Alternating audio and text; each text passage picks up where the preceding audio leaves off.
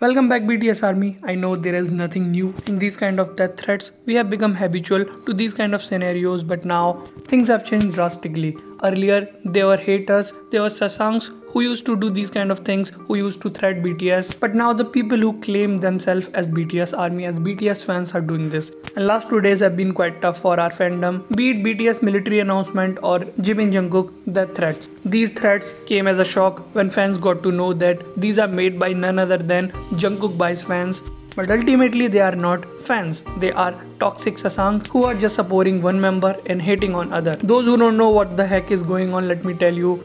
This whole controversy started 2 days back when a suspicious Twitter account started threatening Jimin, warned Jimin that he should not go close to Jungkook or she'll attack him. She is following Jimin to airport, waiting to make a move. Anything could happen to him if he intervenes in Jungkook's life, so stay away from Jungkook. Not just this girl, but lots of other Jungkook Bi's fans also started hating Jimin, body shaming him by calling him pig or fat man. And now this controversy has ignited furthermore when these toxic fans started a trend on social media that Jimin is not a real boy, he is gay, and when he joins military, he should get bullied by the soldiers. And this has created a fan war situation between Jungkook and Jimin Bi's fans. Indian BTS Army, I am sure आपको अब तक ये मुद्दा समझ आ गया होगा. अगर नहीं आया तो मैं आपको एक बार फिर से याद दिला दूं कि पिछले 2 दिन हमारे फैंडम के लिए बिल्कुल भी आसान नहीं रहे हैं. पहले BTS मेंबर्स की मिलिट्री और उसके बाद जिमिन को मिल रही जान से मारने की धमकियां. जब ये खबर आई कि जंगकुक और जिमिन एक साथ जापान किसी शो के लिए जा रहे हैं, तो कुछ टॉक्सिक फैंस ने जो खुद को जंगकुक बाइस क्लेम कर रहे थे, उन्होंने जिमिन को धमकियां देना शुरू कर दिया कि जिमिन को जंगकुक से दूर रहना चाहिए, जिमिन को जंगकुक के साथ कोई भी शो नहीं बनाना चाहिए, और अगर जिमिन जंगकुक की लाइफ में इंटरफेयर करते हैं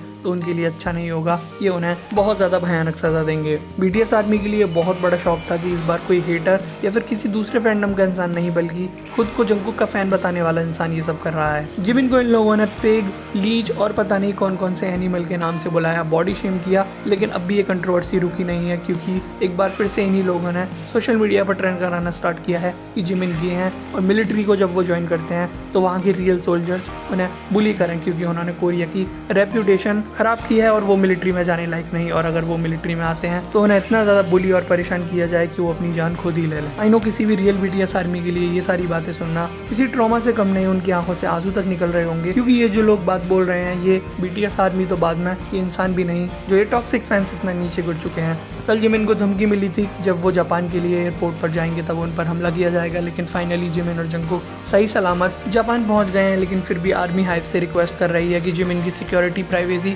बढ़ाई जाए और इन लोगों के खिलाफ जल्दी से जल्दी एक्शन लिया जाए. अब भी मुझे नहीं पता ये लोग सच में जंगकुक बाइस हैं भी या फिर नहीं, लेकिन इन लोगों को कड़ी से कड़ी पनिशमेंट ज़रूर मिलनी चाहिए. ये तो था मेरा ओपिनियन, लेकिन इस पूरे मुद्दे को लेकर आपको क्या लगता है, अपनी राय कमेंट सेक्शन में ज़रूर बताना.